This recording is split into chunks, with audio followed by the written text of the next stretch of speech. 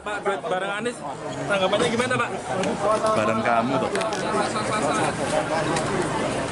Ya. Kalau partainya bukan bagian dari koalisi, bagaimana mungkin bisa dibahas namanya? Menjadi bagian dari koalisi dulu, baru ada pembahasan. Ganjar no comment, sedangkan Anies menjawab wacana duet Ganjar-Anies tak bisa dibahas lebih lanjut karena beda poros koalisi. Itulah tanggapan Ganjar dan Anies soal kemungkinan keduanya berjodoh di Pilpres 2024. Wacana duet Ganjar-Anies muncul dari Ketua DPP PDIP Said Abdullah. Said beralasan ingin mencegah polarisasi Pilpres. Mimpi saja. Mimpi itu dalam kondisi apa? Dalam kondisi supaya kita ini tidak perlu lagi lah ada istilah kampret cebong. Tidak perlu lagi lah ada istilah Anies di bawah, tidak perlu dihitung. Kami tidak dalam posisi itu. Respons politisi ketiga partai koalisi pendukung Anies Baswedan beragam. Nasdem bilang wacana duet Ganjar-Anies sah-sah saja dan siap membuka dialog. Sementara Demokrat menilai duet Ganjar dan Anies bukan untuk Pilpres 2024. Sedangkan politisi PKS menilai wacana itu baru sebatas penjajakan. Ya itu sah saja, orang bermimpi kan bebas. Tetapi kalau itu ingin dijadikan wacana, kami pikir wacana itu harus didalami bersama-sama. Dan untuk itu Nasdem sebagai bagian dari koalisi Anies itu senantiasa terbuka untuk dialog. Demokrat bersama dengan Koalisi Perubahan sudah memiliki jalan sendiri. Sedangkan Mas Ganjar sendiri sudah memiliki jalannya. Ya, sudah memiliki jalannya sendiri, hanya saja memang jika saat ini kita belum bersama, mungkin ke depannya biarkanlah semua putra-putri terbaik bangsa bisa bertarung. Mas Ganjar dan Anies bisa ganas ini kan. Tapi semua itu kan bahagia dari komunikasi politik. Ya. Membuat isu, kemudian berkomunikasi, bertemu, itu kan bahagian dari penjajakan. Pengamat politik Ujang Komarudin berpandangan wacana duet Ganjar-Anies muncul karena PDIP panik dengan popularitas Prabowo Subianto yang melejit. Namun Ujang juga melihat wacana itu dilempar sebagai bagian dari strategi PDIP mengimbangi Prabowo. Kelihatannya ada kepanikan dari PDIP. Kenapa panik? Misalkan Prabowo makin kuat, didukung oleh PAN dan Golkar, lalu di belakangnya tanda petik ada Pak Jokowi gitu kan. Ini kan mengkhawatirkan. Jadi yang kedua saya melihatnya adalah ya ini bagian daripada strategi ya. Strategi tadi kalau Prabowo semakin kuat maka perlu dikalahkan. Nah perlu dikalahkannya itu kan tadi dengan cara mencari tokoh yang lain yang di luar koalisinya. Siapa ya Pak Anies? Pak Anies kan sama segmentasi pemilihnya dengan Pak Prabowo. Kontestasi Pilpres 2024 diprediksi akan berlangsung ketat. Dalam survei terbaru Litbang Kompas, elektabilitas Ganjar unggul tipis di atas Prabowo Subianto. Sementara Prabowo menang head-to-head baik dihadapkan dengan Ganjar maupun Anies.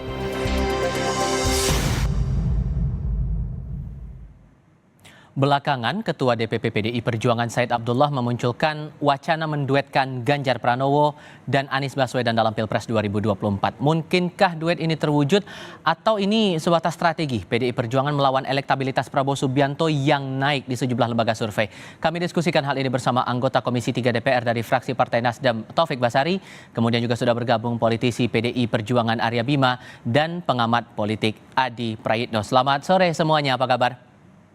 Selamat sore. Terima kasih semuanya sudah bergabung bersama kami. Soal wacana ini nih Mas Bimo, walaupun kemudian disebutkan ini wacana yang disebutkan andai-andainya dari Pak Said Abdullah, dari internal PDIP tidak menyebutkan itu. Tapi apakah ini akan dikaji lebih serius, wacana memasangkan Ganjar dan Anies? Mungkin nggak ini bisa terwujud? Ya, saya mengomentari dari sisi ucapan Ibu Mega ya, bahwa di tahun politik semacam ini terjadi dansa-dansi antar partai, antar tokoh politik itu selalu saja muncul dari dansa yang paling gerakannya bisa dansa sendiri, bisa dansa berbarengan, bisa dansanya itu berganti-ganti pasangan, yang tentunya kalau saya analogkan dengan munculnya wacana ini bukan dari PDI Perjuangan, dari Pak Said Abdullah. Pak Said Abdullah merespon dari survei yang muncul dari Kompas. Itu saya luruskan dari Kang Ujang tadi, belum pernah ada wacana yang disampaikan oleh PDI Perjuangan di mana Pak Said Abdullah itu merespon. Bahkan juga sudah direspon oleh Pak Hasto sebagai Sekjen. Belum pernah ada pembicaraan tentang dansa-dansi ini untuk memasangkan antara Pak Ganjar Pranowo dan Pak Anies Baswedan. Jadi nggak mungkin ya Pak, untuk menduetkan dua ini? Tinjuannya bisa banyak ya. Dari tinjuan perspektif ideologis, memang itu butuh permenungan dan pengendapan yang mendalam. Dari aspek pengusung partai politiknya, misalnya kawan-kawan dari PKS sendiri sebenarnya sudah menjawab tidak mungkin, karena yang disampaikan adalah sangat mungkin kalau Ganjar Pranowo adalah cawapresnya. Ini kanlah bentuk-bentuk suatu argumentasi yang sebenarnya tidak mungkin terjadi hal itu.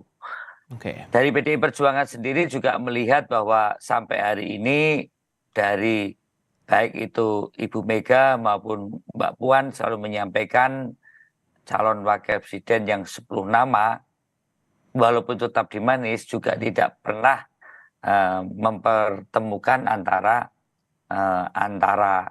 Pak Ganjar Pranowo dengan Pak Anies Baswedan. Tapi bahwa dinamika itu muncul di dalam survei, itu adalah persepsi dan cara pandang dari masyarakat yang saat ini juga merupakan cara kita melihat persepsi masyarakat itu selalu ada, tentu dinamis. Menurut saya itu. Kalau di mata Nasdem mungkin tidak duet ini terjadi, Mas Taufik? Ya, sebagai Mas Taufik, silakan. Kita coba perbaiki komunikasi dengan Mas Taufik Basari. Kalau saya minta pendapatnya Mas Adi Praitno sekarang, tadi sempat kita dengarkan juga pernyataan dari atau pandangan dari Pak Ujang Komarudin dari Universitas Al-Azhar Indonesia. Ini tanda panik bahwa melihat elektabilitas dari Prabowo Subianto. Anda menangkap hal yang sama atau wacana ini Anda menangkapnya dari perspektif yang lain juga nih? Saya ingin komentar 3 hal, Mas Tifal. Pertama, dalam politik itu kan serba mungkin. Yang tidak mungkin itu membangkitkan dan menghidupkan kembali orang yang sudah meninggal. Jadi terjadi dulu misalnya teman-teman PDIP kan cukup mesra dengan Nasdem, tapi kemungkinan di 2024 misalnya dipersepsikan akan pisah jalan. Tapi belakangan muncul wacana yang disampaikan oleh Pak Said Abdullah soal kemungkinan menyatukan antara Ganjar dan Anies. Bagi saya cukup mungkin ya. Sangat bagaimana elit-elit PDIP dan elit Nasdem ini membuka komunikasi politik satu sama yang lainnya. Bagi saya ini adalah wacana yang cukup positif, tentu untuk melakukan islah politik lah, perdamaian politik dalam tanda kutip supaya tidak ada keterbelahan. Secara prinsip ini bagus, karena memang resistensi politiknya ini kan sudah mulai mengeras, di mana antara pendukung Ganjar Pranowo dan Pak Anies Baswedan satu sama yang lain sudah mulai saling membatu, saling mengeras gitu, seakan-akan keduanya tidak bisa bertemu. Tapi bagi saya ini adalah satu islah politik yang sangat mungkin dilakukan. Tapi kan problemnya ini hanya sebatas wacana, baru sebatas omongan di media. Belum ada pertemuan-pertemuan yang konkret yang dilakukan oleh elit-elit PDIP, oleh Nasdem misalnya, termasuk Anies dan Ganjar, sebagai upaya untuk menseriuskan ini semua. Kalau tanpa ada pertemuan antara elit partai, tanpa ada pertemuan Ganjar dan Anies, maka ini hanya sebatas menjadi isu politik yang sebenarnya tidak ada ujungnya. Nah, yang saya ingin menyambut apa yang disampaikan oleh Bang Arya Bimo, itu kan tidak terlepas dari pernyataan Pak Said Abdullah ya, bahwa melihat angka-angka survei, kalau diasumsikan putaran kedua itu yang lolos adalah Ganjar dan Prabowo Subianto, maka di putaran kedua siapapun sebenarnya cukup membutuhkan suara Pak Anies Baswedan. Saya kira itu dalam konteks bagaimana siapapun nantinya untuk memenangkan dan mengkapitalisasi persoalan suara, dialah kemudian akan menjadi tempat di mana akan disampaikan duet untuk meningkatkan elektabilitas. Bagi saya Prabowo berharap bisa berduet ataupun mengambil ceruk pemilih Anies Baswedan dengan asumsi Anies itu tidak lolos putaran yang kedua. Jadi ini semata politik biasa yang saya kira memang tidak perlu terlampau dirisaukan.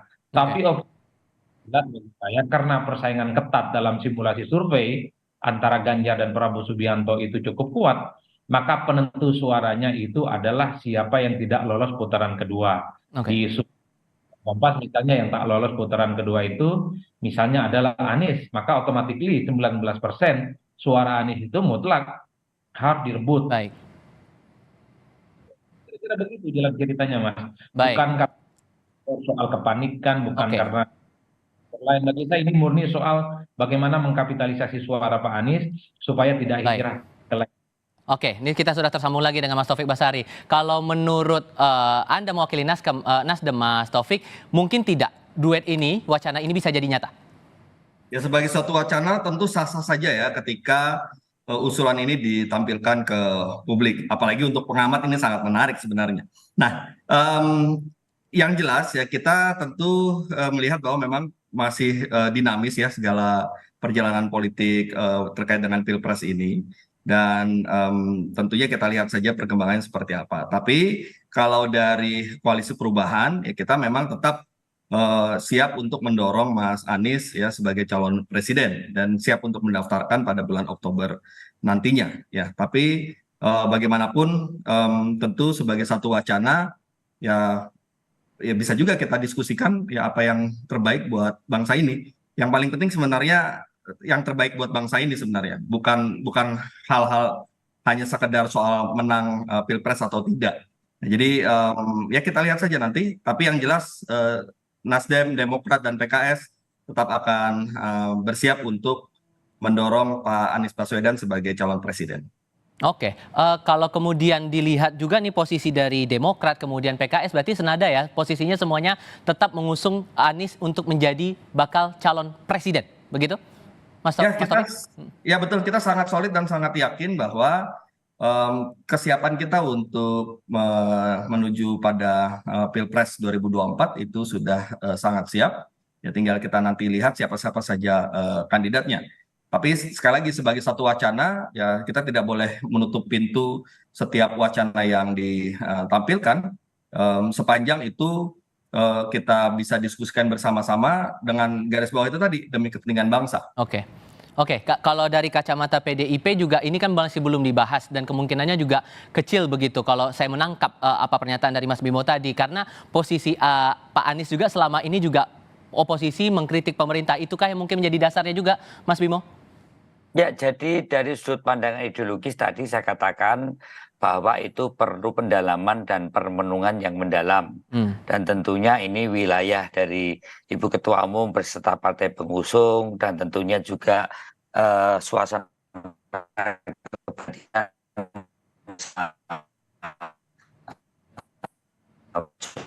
itu yang saat ini yang politis tadi sudah terlihat bagaimana keinginan kedua pengusung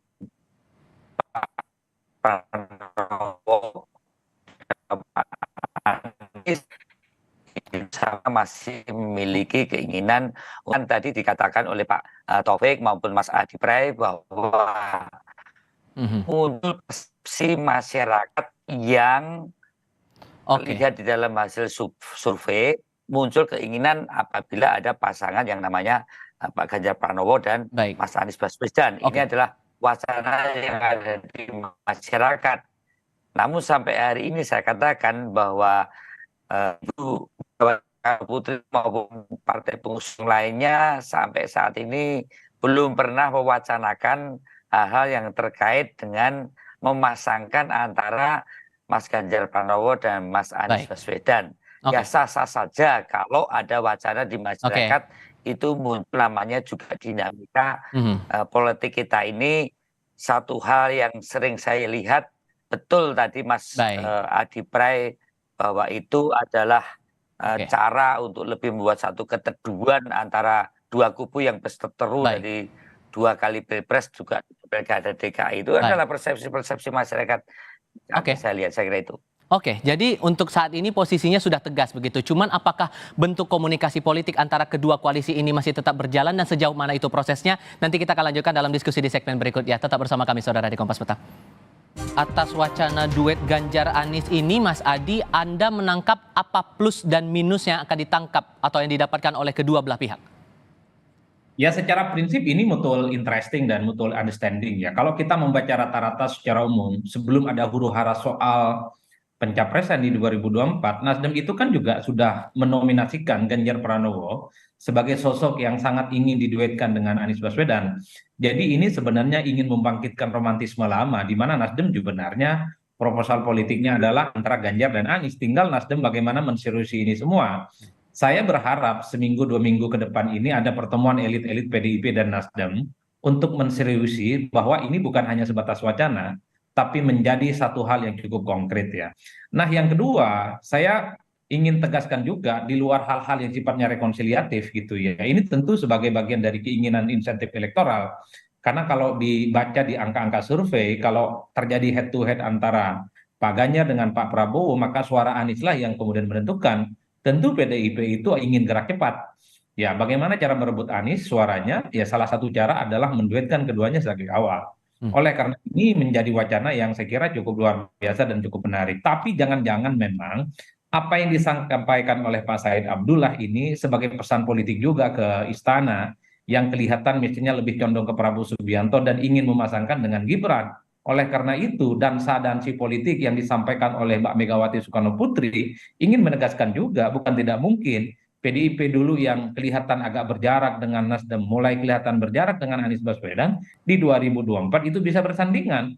Padahal semua orang juga tahu, Anies ini seakan-akan haram hukumnya bagi istana untuk bisa maju di 2024. Jadi sekalian ini terjadi perang total, jadi sekalian ini terjadi perang saudara di internal partai, ya sekalian jaga bahwa pihak ataupun figur yang selama ini dianggap ditolak oleh istana, oleh Pak Lurah, kira-kira begitu, digandeng sama PDIP untuk memanaskan tensi suhu politik di 2024. Ditambah posisi dari PKS juga sudah tegas akan tetap oposisi begitu, Mas Adi? Oh iya, kalau bagi saya sih soal PKS ikut atau enggak dalam koalisi ini hal lain. Tapi yang jelas PDIP itu sudah bisa memajukan sendiri, apalagi misalnya ditambah dengan Nasdem. Dalam Pilpres itu bukan kuat-kuatan seperti apa yang disampaikan oleh siapa tadi Pak Ujang, seberapa banyak didukung oleh partai, bukan. Pilpres itu kan seberapa kuat pasangan capres dan cawapres diusung. Jokowi di periode pertama 2014 lebih sedikit dukungan partainya, tapi memenangkan pertarungan melawan Prabowo Subianto. Oleh karena itu ini adalah wacana elit sebenarnya. Ada sasaran-sasaran politik yang tentunya ingin dicapai oleh PDIP. Mungkin pesannya kepada istana. Jadi kalau istana ini, Jokowi dalam hal ini misalnya lebih condong kepada Prabowo dan terlihat misalnya ingin memajukan dengan Gibran, bukan tidak mungkin PDIP pun akan bergandengan dengan sosok yang selama ini selalu disimbolkan sebagai sosok yang haram bisa maju di 2024. Inilah dansa dan yang kita tafsirkan dari jauh. Kalau kata Mas Adi, ini pesan untuk istana bahwa duet ini bisa saja memungkinkan begitu. Mas Bimo, Anda menangkapnya bagaimana kemudian? Ya kalau dansa-dansinya aktor politik kan butuh partner ya. Paling enak memang dansa-dansanya pengamat seperti Mas Adi Bre ini bisa dansa sendiri dia kan. Dengan muter-muter sendiri aja. Karena nggak mungkin seperti Mas Adi ini berdansa sampai nabrak tembok. Nah kalau dansa-dansinya politisi sama partai politik ini, kalau terlalu muter-muter nggak karuan bisa nabrak tembok atau jatuh di lantai. Nah ini itu masalahnya. Nah saya melihat bahwa saya tidak mengatakan tidak mungkin sampai hari ini perintah Ketua Umum PDI Perjuangan adalah mengenalkan Pak Ganjar Pranowo kepada seluruh konstituen atau rakyat lewat berbagai stakeholder semaksimal mungkin, karena kita masih punya 15% warga negara Republik Indonesia itu yang belum kenal Pak Ganjar Pranowo. Padahal survei selalu di head to head-kan dengan seolah-olah seluruh rakyat Indonesia itu sudah saling kenal calon presiden, baik itu Pak Prabowo, Pak Anies Baswedan, dan Pak Ganjar Pranowo. Sampai hari ini tugas kita adalah itu, tidak melihat Ibu Ketua Umum maupun elit partai PDI Perjuangan berdansa-dansi untuk ketemu dengan pengusung Pak Anies Baswedan tanpa menghormati, tentunya itu adalah hak otonom dari masing-masing partai politik. Tapi jadi kemungkinan untuk sampaikan, membuka komunikasi dengan partai Nasdem gimana? Bahwa ada sampai hari ini belum ada keputusan mengenai komunikasi karena itu masih dalam wujud wacana hasil survei. Tapi bahwa ada wacana rakyat antara Pak Ganjar Pranowo dan Mas Anies Baswedan, sekali lagi itu sah-sah saja. Kemudian dianalisis dengan terlalu cerdas oleh Mas Adi yang berdansa sendirian tadi, itu juga sah-sah saja. Yang penting bagaimana suasana kesejukan dalam kontestasi Pilpres ini tidak memunculkan berbagai penajaman-penajaman yang saling bermusuhan. Saya kira itu. Oke, kalau posisi Nasdem nih Mas Taufik, untuk komunikasi politik dengan PDI Perjuangan bagaimana peluangnya kemudian, apalagi kan posisinya sekarang PDI Perjuangan sudah tegas mengusung Ganjar Pranowo sebagai bakal calon presiden begitu. Ya sebenarnya posisi Partai Nasdem juga sama persis seperti yang oleh disampaikan Mas Arobimo tadi. Ya, kita sama-sama berada di jalur kita masing-masing, sama-sama sedang serius untuk mempersiapkan calon presiden kita masing-masing. Nasdem dengan Mas Anies, PDI Perjuangan dengan Mas Ganjar. Tetapi ada lima kata kunci yang sebenarnya menarik ya untuk kita diskusikan ke depannya. Yang pertama tadi sudah disampaikan sebagai wacana ini sah-sah saja. Yang kedua, sebagai bahan bagi pengamat ini tentu sangat menarik. Yang ketiga, baik PDI Perjuangan maupun Nasdem sedang berada di jalurnya masing-masing, mendorong capresnya masing-masing. Ya, yang keempat, ya kita sama-sama juga sudah punya koalisi, tentu butuh pendalaman di antara koalisi terkait dengan wacana ini. Dan yang kelima, ya namanya politik itu pasti dinamis, ya kita tidak mungkin menutup setiap pintu-pintu yang ada, ya kita lihat saja bagaimana perjalanan ke depan. Dan tentunya ya ini belum dibicarakan di Nasdem memang, dan kita nanti akan serahkan pada Ketua Umum Partai Nasdem ya untuk menentukan arahnya seperti apa. Tapi bukankah ini menguntungkan buat posisi Nasdem dan kawan-kawan di Koalisi Perubahan juga? Melihat elektabilitas sekarang, kita melihat dari survei elektabilitas di Litbang Kompas saja begitu yang terakhir kali. Posisi pertamanya Ganjar, kedua Prabowo, ketiganya Anies. Bukankah ini akan saling menguntungkan satu sama lain begitu? Begini, kalau hasil survei kan dia juga akan dinamis ya. Kita cukup meyakini bahwa ketika nanti kita akan terus bergerak, kemudian nanti pendaftaran sudah dilakukan, tentu hasil survei ini bisa saja berubah ya, melihat hasil kerja-kerja yang kita lakukan. Jadi tidak melulu bahwa seolah gambaran survei sekarang itu adalah hasil. Itu yang pertama. Yang kedua, yang jelas kita tetap karena sudah bersama-sama, sudah ada koalisi ya, dan sudah ada calon presiden Mas Anies, sudah ada para pendukungnya, tentu kita harus berbicara bersama-sama untuk mendalami wacana ini sebagai satu diskusi bersama. Ya tidak bisa kemudian kita sendirian saja mau membawa ini ke arah yang diinginkan oleh Nasdem misalnya. Tentu kita tetap harus melakukannya secara bersama-sama, dan tentunya yang paling penting juga melibatkan Mas Anies ya untuk berbicara mengenai wacana ini. Tapi sekali lagi, sampai saat ini, sejauh ini kita masih tetap di jalur kita masing-masing, termasuk Nasdem masih tetap untuk mempersiapkan Mas Anies sebagai calon presiden. Oke, dengan fakta kemudian untuk posisi Prabowo Subianto, koalisinya juga terbilang sudah bertambah lagi nih Mas Adi. Tantangannya apa kemudian harus dihadapi, ditambah dengan kita merujuk dari wacana duet dari Ganjar Anies ini? Ya, secara prinsip Pilpres itu yang dipilih adalah pasangan capres dan cawapres, bukan seberapa banyak dukungan partai politik. Sudah banyak bukti-buktinya, baik di Pilpres ataupun Pilkada, yang bisa menjelaskan bahwa figurlah yang kemudian dipilih oleh pemilih ketika di TPS, bukan partai ya Mas Tifal. Yang kedua, secara prinsip tentu semua poros politik ini sedang menghitung betul soal kemungkinan bagaimana memenangkan pertarungan politik ya. Kenapa muncul wacana soal duet antara Ganjar dan Anies? Karena kan yang disimulasikan itu bersaing ketat adalah Ganjar Pranowo dan Prabowo Subianto. Karena kalau Ganjar dengan Anies, Ganjarlah pemenangnya. Kalau Prabowo dengan Anies, Ganjar, kemudian Prabowo lah pemenangnya. Tapi kalau disimulasikan antara Ganjar dan Prabowo, ini kan selisih di antara keduanya cukup ketat. Pak Adi, saya kira perlu ditambahkan bahwa perbedaan antara kita adalah meneruskan program Jokowi yang lebih maju, bagaimana dengan isu perubahan yang diusung oleh Mas Anies. Ini sesuatu aspek politis yang sampai hari ini sulit untuk dipertemukan secara politis. Saya kira itu juga menjadi pertimbangan. Gimana tuh Mas? Ya memang, kalau itu memang ya, kalau soal ideologi ataupun pertimbangan yang disampaikan tadi, soal isu-isu perubahan, bagi saya kan pemilih kita tidak terlampau ideologis. Mereka ini kan tidak terlampau secara detail memahami apa isu partai, isu yang juga disampaikan oleh capres-capres bertanding. Lebih pada pemilih kita itu melihat sejauh mana jagoan ataupun capres yang diusung, cawapres yang diusung itu sesuai dengan selera politik.